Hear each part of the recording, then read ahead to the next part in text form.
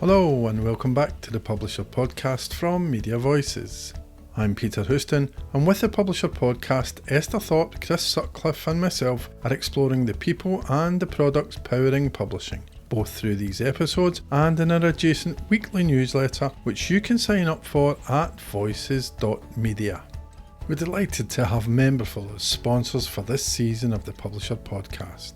Memberful is a powerful membership solution that lets you offer membership perks and exclusive content to your loyal audience, giving you full control over who has access to your articles, your newsletters, and your podcast episodes. Take control of your publishing business this year with Memberful. Visit memberful.com/publisherpod, that's memberful.com/publisherpod to get started with a free trial. This week on the Publisher Podcast, I'm talking to Alex White, Group Managing Director for Immediate Media's knowledge portfolio, which includes BBC Gardener's World magazine, BBC History, and Immediate's parenting business MadeForMums.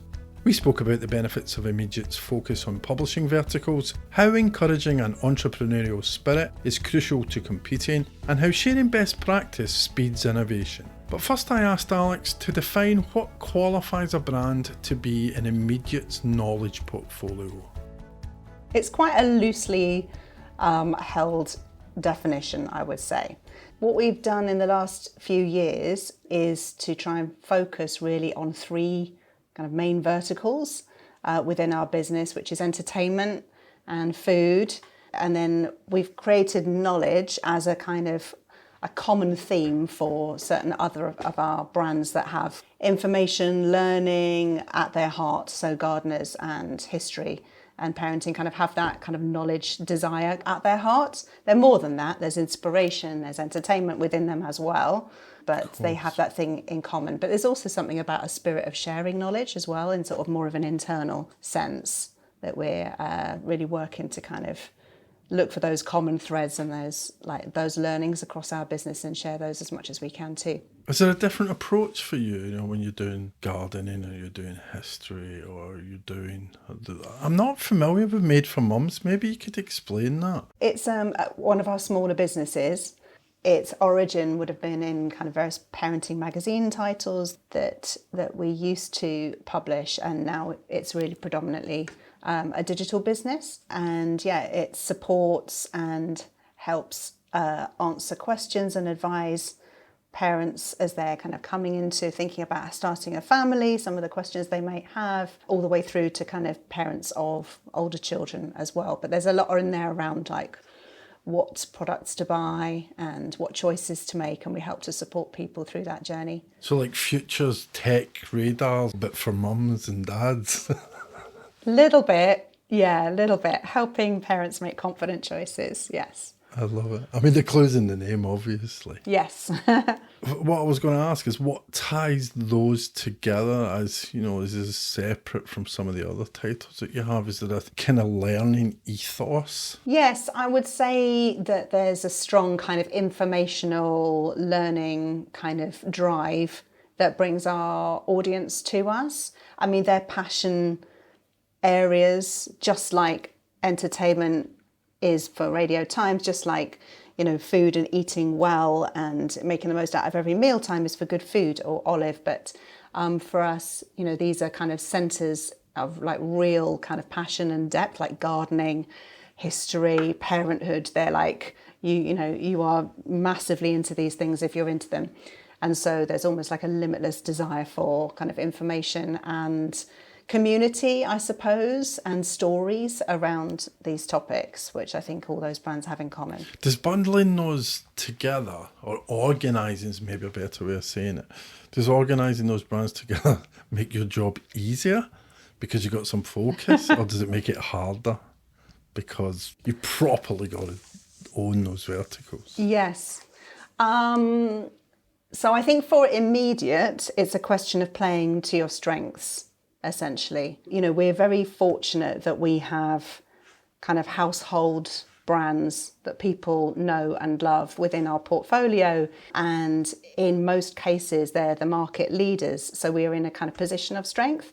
So I think it's really about helping us maintain our focus on the areas where we're already strong. But it's also about, we've always had a very strong focus on brands, as you would expect, but I think having a bit more of a focus on the vertical that we operate within also helps us to think about our potential audience as well as our existing audience, and almost how far we can stretch that brand to attract a different audience from our traditional one. So I think that's probably where we're coming from, is more of a kind of consumer centered approach when we're thinking about those verticals, is how we really address the need of that vertical, that the audience in that vertical, and not be so completely constrained by the brand and sort of who we've historically spoken to. So while there is a kind of operational angle to this, and think about, if efficiency is not in a cost saving sense, but like in an information sharing sense, in a sharing of knowledge, best practice, we're all trying to do similar things, let's do them together and learn faster. I think that's the thrust of it from a kind of internal point of view. But really, when we're thinking about verticals at Immediate, it's really trying to be consumer led. Yeah. So if one of the brands was to take on a new platform or a new story format or a new event type, that's the kind of thing that you would share, and you would say, oh, here's the things we can learn from it. Yeah, exactly. So what we might do is think, there's an opportunity on a particular platform. We think this brand will really lend itself to that platform. Let's test it there. Yeah. And try and work out what that playbook looks like, and then we can, roll out that best practice, and the other brands can more quickly get on board and benefit from, the experience that first has found. So it's a way of just trying to move faster, actually, and innovate quicker, rather than everyone sort of spinning their wheels trying to kind of do the same thing in parallel. Gardener's World, I think, is fascinating, particularly in the context of what you've just said, because you've got that Gardener's World TV programme, that BBC legacy brand. I don't know how long that programme's been going for, but it's decades, right? And I can see where that's an incredible asset to you. Yeah. But if you just stick with those people, there's less people watching linear TV. I'm guessing the audience for the BBC programme is older. So is that idea of moving into other audiences, is that about taking that BBC legacy as a starting point, but then building out into other places? I think it's interesting, actually, because the Gardener's World magazine, has a history of its own now. It's been running for a long time. It's a very long-standing and wonderful partnership between the publishing team and the TV production team. We're also fortunate to have a kind of experiential arm of the brand as well, and that we've got the Gardener's World Live business with its flagship show, an exhibition, and then sort of events as well. So it's almost like a kind of triad of the magazine, the TV production, the live events, and then all of the digital activity that goes on around that. So it's fantastic.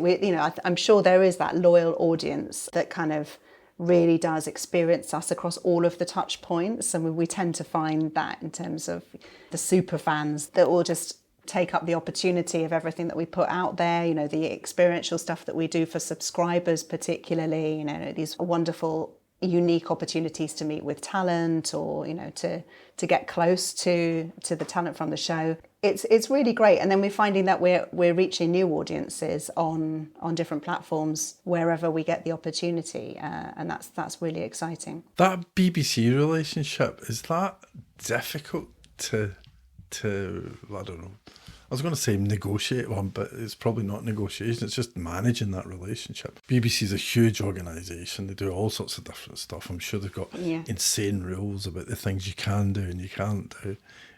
Is it a complex relationship? I think there's definitely some of that. I feel like I can say that in a, with authority, because I was at BBC Studios for 10 years before I joined Immediate. So I know it from the inside, and that's probably quite an advantage. It's a real privilege, actually, to have that partnership and that license for these brands, BBC History and Gardener's World. It's a really positive thing, the values of trust and quality, and that are synonymous with the TV brands, and the talent, the access to talent that we get through that relationship is absolutely incredible. Yes, there are, certain kind of guidelines and principles that we absolutely need to adhere to, and that's right and proper, because if we carry the BBC brand, then consumers need to know that that we abide by those things, and that's kind of a good thing. It's probably more hoops to jump through, absolutely, but it's more than worth the trouble. Good hoops. Yeah, good hoops, exactly. I'll just stick with Gardener's World for a minute. So your May edition goes out with this card that gets people 2-for-1 entry to 300, 400 gardens in the UK? Yeah, so it's this long-running campaign. It's in its 31st year this year, would you believe it, of 2-for-1 gardens. And it just provides incredible value for our audience and has become a bit of a calendar moment for the gardening community through the year. So they look forward to it, they watch out for it. And it's importantly a really important cornerstone of our kind of magazine publishing model. So yes, we talk to and we have relationships with approaching 400 gardens across the UK and Ireland to offer 2-for-1 access to their garden throughout the year. I mean, there are some restrictions in places or two, but predominantly, through the calendar year, starting with the April issue. And so we wrap that up in a beautiful guide to the gardens. We pop that in and bundle it in with our May issue. And this is a very premium product on the newsstand. Yeah. And, it drives incredible performance for us as a business. It's priced at a premium price point, and it delivers incredible value for users. So it's been running a long time. It's really great because it kind of taps into a slightly different aspect of our audience than the traditional kind of practical gardening, what I do now in my garden, the seasonality of gardening week in, week out. And it's a bit more of the going out, the garden visiting, the experience of a beautiful, garden tourism. That's actually quite a broad market that we get to tap into for that moment in the year, and it's quite important for us. And we can create incredible content off those opportunities as well to feed all of our channels. So, yeah, it's a really lovely campaign. This is like the Gardening World September issue, right? It's like the Vogue September issue. Yeah. It's got the highest retail sales of any magazine in the UK. Any monthly magazine, yes. So the TV weeklies are still that's an incredible business. To make that comparison, it's actually, for say Radio Times Christmas, that is huge, and it's a whole different audience buys into that magazine versus, on top of the weekly through the rest of the year. And it's a bit like that with Gardener's World May. Yeah. So we tap into this whole other market, and that's a really, really helpful thing because it can really help drive our value proposition overall. We tie it into our subscriptions proposition, etc. But it drives, a hell of a lot of good performance on the newsstand as well. It sells, approaching 140,000 copies on the newsstand. So it really supports the whole gardening sector market for magazines, which is great to see. Well, I was forgetting the Radio Times Christmas thing. It's like, I've got my turkey, I've got my sprouts. Oh, I need to get the Radio Times. That's right.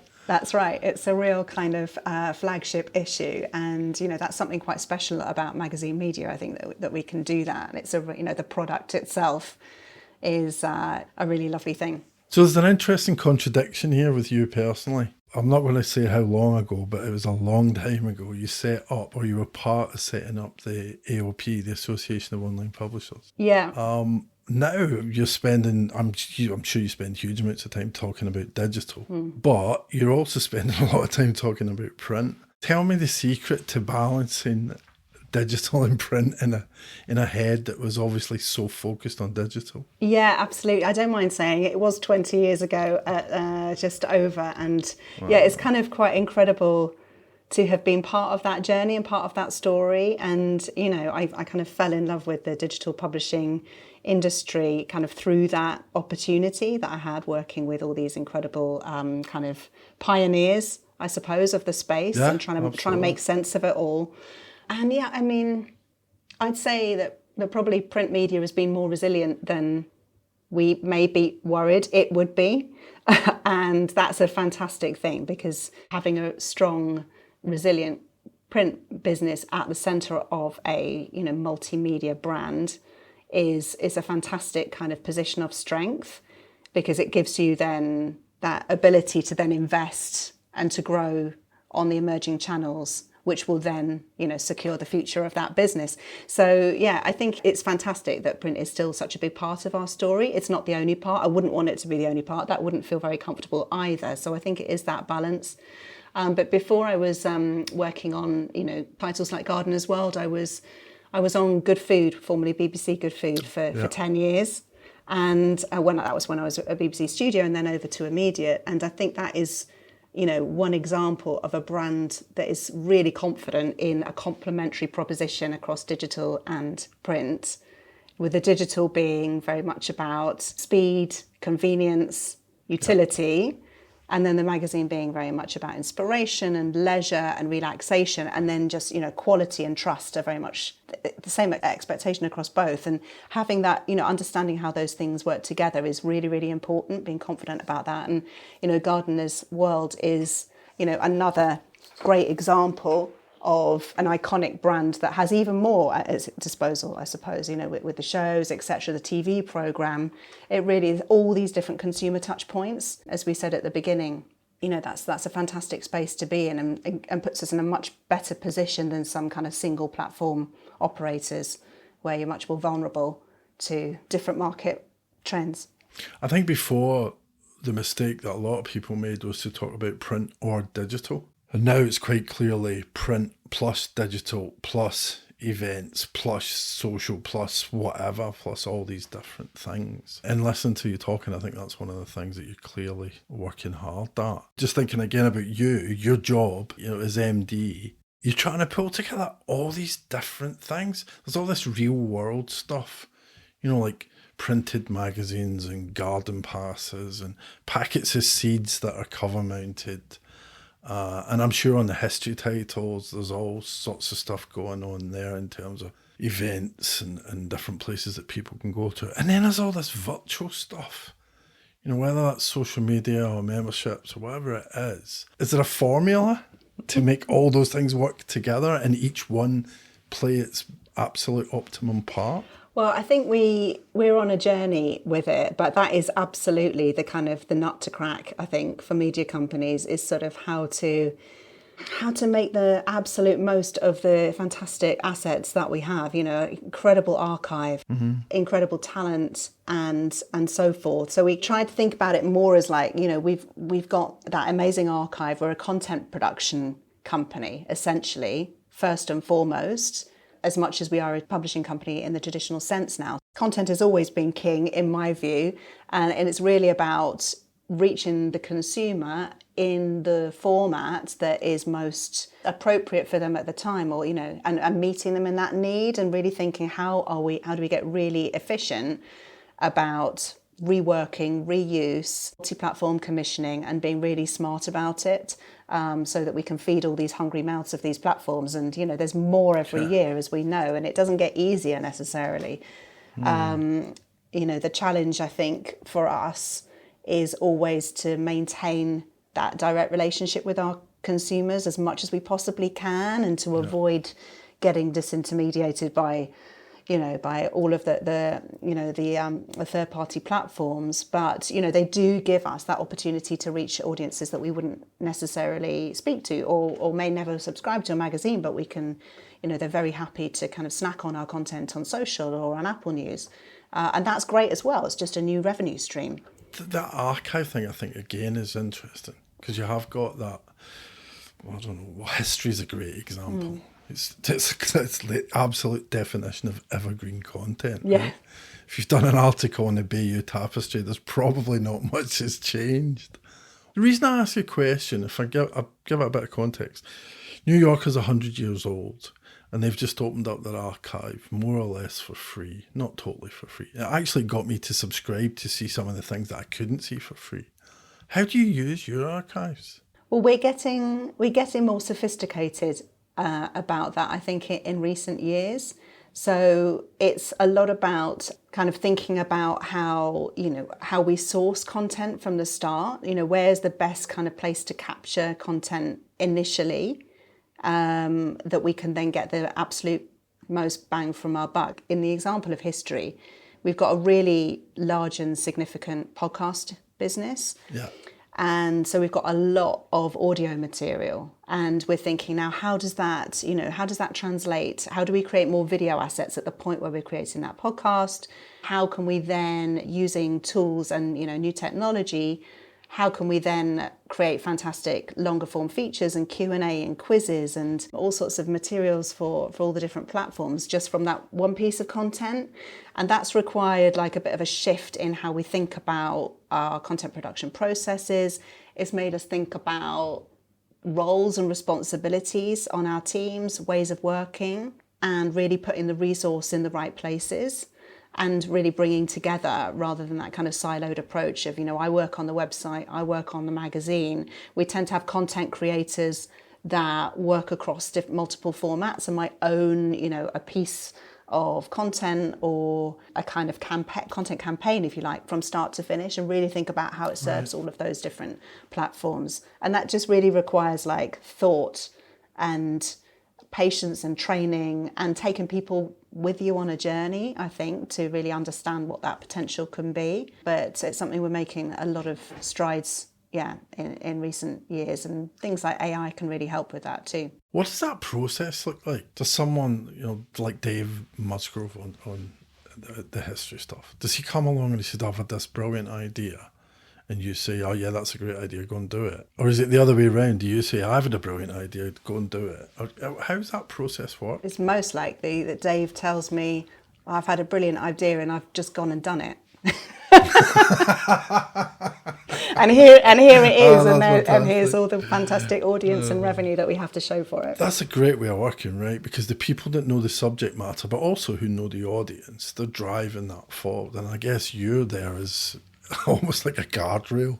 Don't go off the edge. Well, I think they know the guardrails really well as well. I think all of our team have a very strong sense of our brand values, the consumer proposition, what people expect for us. So I think, I'm sort of more the guardrails in terms of like, we've got to achieve our budgets, we're going to control our costs, we're going to achieve our revenues, and that kind of more, boring publisher side of things. But I think, what we've been really trying to do as a business at immediate is bring a culture of innovation right into our business and feel like, actually, no, we've got the ideas. We're going to make space to innovate. We're going to give people permission to innovate. We've created an innovation fund where people can come and pitch for a bit of money to explore an idea. Like, no idea is a bad idea. We've really tried to foster that culture as a business. And it's just paid dividends, because I think people now feel like they're being encouraged to do that. And I think it's helped us make massive strides forward, rather than a kind of, a pyramid of approvals or committees and stuff. We're trying to, dispense with as much of that as possible. I think the guardrails are kind of known and understood from the team. We wouldn't want that culture of permission to be our prevailing one, because the entrepreneurial spirit has got to win out for us if we're going to be able to compete. Absolutely. I spoke to Roxy, I can't remember her second name, Roxy AI, probably about a year ago. And the work that you guys are doing, not so much what you're doing, but the way you're doing it, I thought was really, really interesting, because it was basically this isn't about someone sat in an AI imagined ivory tower. This is about getting right down and dirty with the people and the teams and figuring out real, honest-to-God use cases. Yeah, that's right. So you're operating at a management level, but there's a staff who are having to do this stuff. Are they loving it? Are they hating it? Are they excited? What's the general reaction to that? I think broadly people love that they are invited to play with it, and they can. I mean, there's always going to be a spectrum, right, on teams. And, you're always going to have the early adopters and the people who really kind of want to play with stuff, and then others who might be a little bit more, hesitant. But what we've tried to really do is kind of demystify these tools and help people understand that actually, they're there to make their life easier, and they're there to help them free up time on the boring, mundane stuff, the repetitive work, so that they can be more creative. that the AI won't do the creative work, but it should free up their time to be able to do more creative work. And that penny dropping for people has been really important. And as I say, carving out that space. So we will have like innovation days where no one's allowed to sit at their desk doing their day job. They have to come up with something to test and learn. But people will choose something that's going to help them solve a problem. Yeah. Or help them realize an opportunity that's just always been on the back burner, that they've been too busy to get to that. So we're like, no, now's the time to get to it. And lo and behold, loads of these things have just become, come to light and become part of their BAU. So from that point of view, it's really encouraging. What's a BAU? Our business as usual, if you know what I mean. Right. Yeah. I think it is giving people permission, but it's also giving them the time and the space.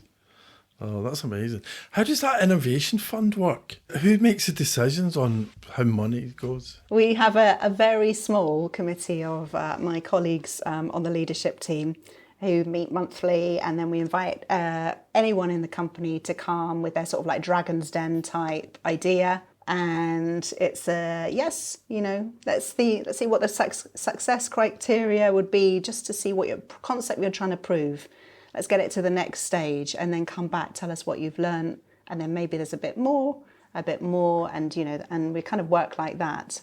But yeah, we've had scores and scores of projects approved from all over the business, not just technology, not just product, but content, even, our people team, HR systems, finance, production, everyone coming with their different use cases. So I think when they see the potential of something that they want to realise, it's not all about AI at all. There's loads of different ideas as well that, it's just trying to create that space for innovation, which I find like massively exciting and motivating. Is that like a rolling process? Yeah, we've done it for about a year and a half now, I would say. And anyone can pitch at any point, and then you just organise meetings? Yeah. Well, it's a kind of a monthly cycle, and then 6 months you kind of come back and we'll see what we're learning. Yeah. My dad worked at IBM, and IBM had this program where you can make a suggestion, and if it saved money, you get a percentage of the savings. Oh. And we always loved it when he got a suggestion came in it, because it meant we got a Chinese. But that was a long time ago. Love that. That's a really good idea. Oh, maybe phase 2, we'll look at that. Just on those innovations, and what you said about innovations being everywhere. It could be HR, it could be whatever. It's not necessarily all this shiny new stuff. I'm just thinking about the print thing in terms of the evolution of print. Do you see that changing? You mentioned that the Gardener's World issue is a premium product. It's on the newsstand at about $9.99. Yeah. My whole thing with print is the evolution of print, and this revival that we're seeing in print is all about incredibly great production values, great photographs, good paper stock, nice covers, also great content you won't get anywhere else. Is that an intentional thing through media? I think it's definitely one strategy that we explore.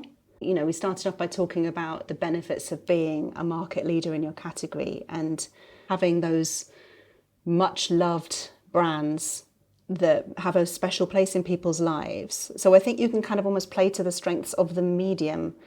And it's interesting, to look at other markets almost, interesting to see what's happened in music. Vinyl has become, it's still there. It plays a different role. It's a bit special and different. I certainly don't think that's the only way forward for print, but we've got great examples of that. The May issue is priced at just under £10. It's a significant sum, but then the value and the uniqueness of that product and its rightness for the market, I think, makes us feel confident about doing them. So I think that continued success comes from always having a finger on the pulse of what the audience is looking for, and being ready to respond. Outside of that May issue, in this month's issue, in April, we've done a kind of top-to-toe refresh of the whole magazine in terms of its design and its value proposition. So we're kind of always working on it and always looking for it. And we look at bundling different products with it. We put different bookazines out. We have a calendar product. So we're thinking always,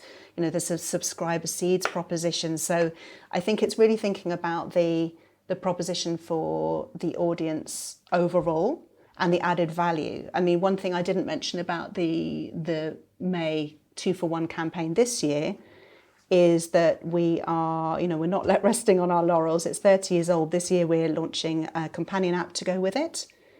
So as well as the printed guide, and this is in response to our feedback from users, it's easy to lose a card.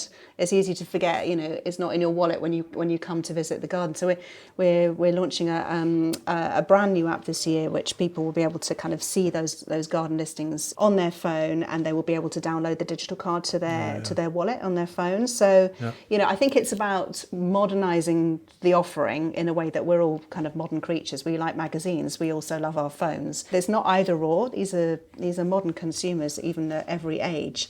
So we just need to make sure that we're responding to that changing expectation and really delivering on it and giving great experiences across all. Do you remember back in the day when people used to say they were platform agnostic? Mm-hmm. I don't think it works anymore necessarily, not in the same way. But do you think print is becoming just part of that product? I don't know what the right way of putting that is, but we've got a portfolio and we're serving all your needs at all these different points, and we'll put that content wherever it wants to go or wherever you want it to go. So it almost has that platform agnostic idea that we used to talk about just with digital. I think it still holds true, to a broad extent. I wouldn't say, I agree with you that, content doesn't work necessarily out of the box on every channel in the same way. It does require crafting for the right form factor. But I think there's still very much a place for print. And I think actually the perception of value that the physical product brings, I think is a real advantage for us. I talked a bit earlier about wanting to really own that relationship with the customer. For us, subscriptions is a massive part of our business. We're really kind of putting that front and center of our strategy. And our subs business, got about 1.2 million subscribers now. 700,000 of those are digital subscribers now. Like, they're actually subscribing to digital products as well as print. So really kind of understanding that customer proposition across the print in the subscription sense.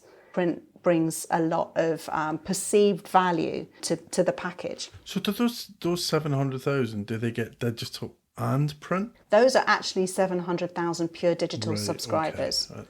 And then we also upsell our print customers will get digital access to, like a premium area of the website also. But actually those 700 are subscribers to say NutriCheck, which is our kind of health and weight loss app, or the Good Food app. And those are actual, digital subscriptions in their own right, which is really exciting to see. And that was certainly a pipe dream back when I was in the AOP 20 years ago, that people would be paying premium for content in digital form, and that it's fantastic that we've got to that place now. What do you think's driving the success of that for media?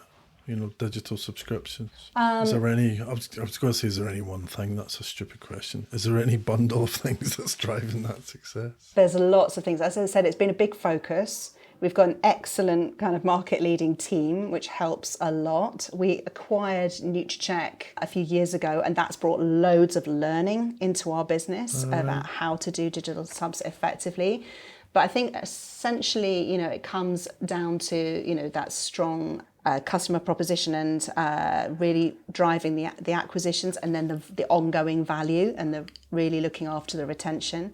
But in terms of the back-end systems, there's been a lot of work that we're doing there to really understand our customer and have a single view of our customer across all platforms, so that we can serve them an appropriate message. And it's there's a lot that we've been able to learn from the wider kind of thrust towards digital subscriptions that we see in our society today. It's actually become a much more prevailing norm. So we've been able, that's played to our strength because we already had very strong engaged audiences around our content verticals. So we're seeing a lot of progress with it, and it's fantastic to see our subscription business in growth, thanks to these new digital products that we've been able to launch. I've got a last question on this one. Readly was bigging up immediate. You were the most read in the gardening category, most read in the history category, most read in the food and drink category, most read in film and TV. Where does that kind of newsstand offering sit within you trying to get direct subscribers? Yeah. No, it was really nice to get that recognition from Readly. We're really, really thrilled about that. And of course, they're one of a number of like all you can read type platforms now, Apple News being another really important platform for us now. Of course. So yeah, I think they are a great kind of shop front for us to be able to get our content in front of readers that may not be familiar with us, or they may not be ready to subscribe to a particular product, but they're very happy to snack on our content, or they're just interested. So I think it's about like broadening that top of funnel of potential audience for us, where we can start to build relationship and we can start to move people down that journey, or maybe they never will, and that's fine. And we can just, there's just a value to being on those platforms, having our brand known, and they have become really helpful revenue streams for us as well. I was going to ask specifically about Apple News, because I've seen a lot of reports recently that Apple News is actually becoming quite significant for some people. Yes, it has become very significant for us. Our history business is our biggest business on Apple News in terms of volume. Their measure in terms of performance is engagement. It's engaged minutes. So actually, if you've got fantastic, like in-depth, engaging content, long form that travels internationally, and as you said, it's like an infinite archive of evergreen content. It's a fantastic channel for us. So we're seeing loads of interest there, especially from the US, but all over the world. And that's become a very useful extra revenue stream for us. I would say it's not a substitute for wanting to have that direct relationship with our users. And that is still absolutely our priority.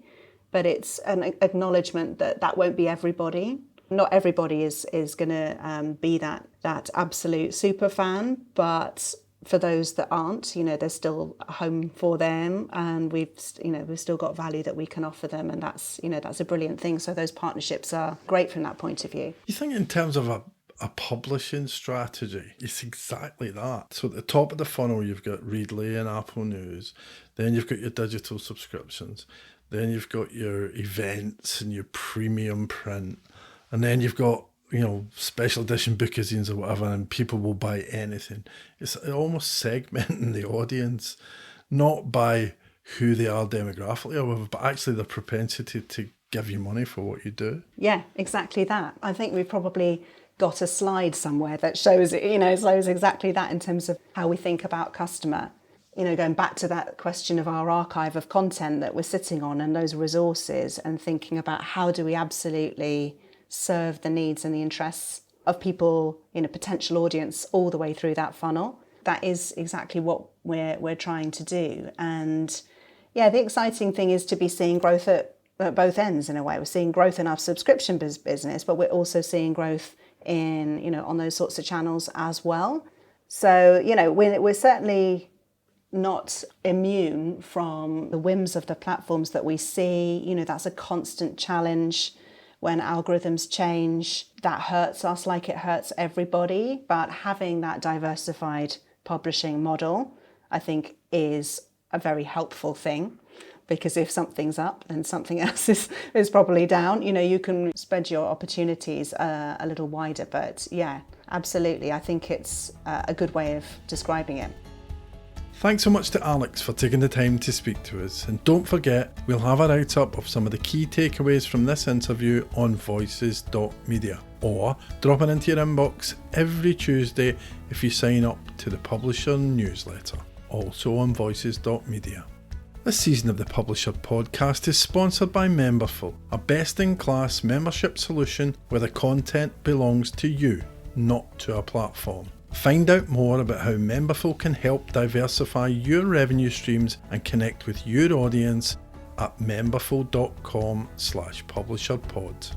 This is the last episode in this season of the Publisher Podcast, but we'll be back next week with insights on developing an effective membership programme from an interview with Jen Matichuk, Strategic Partnerships Manager at our season sponsors Memberful.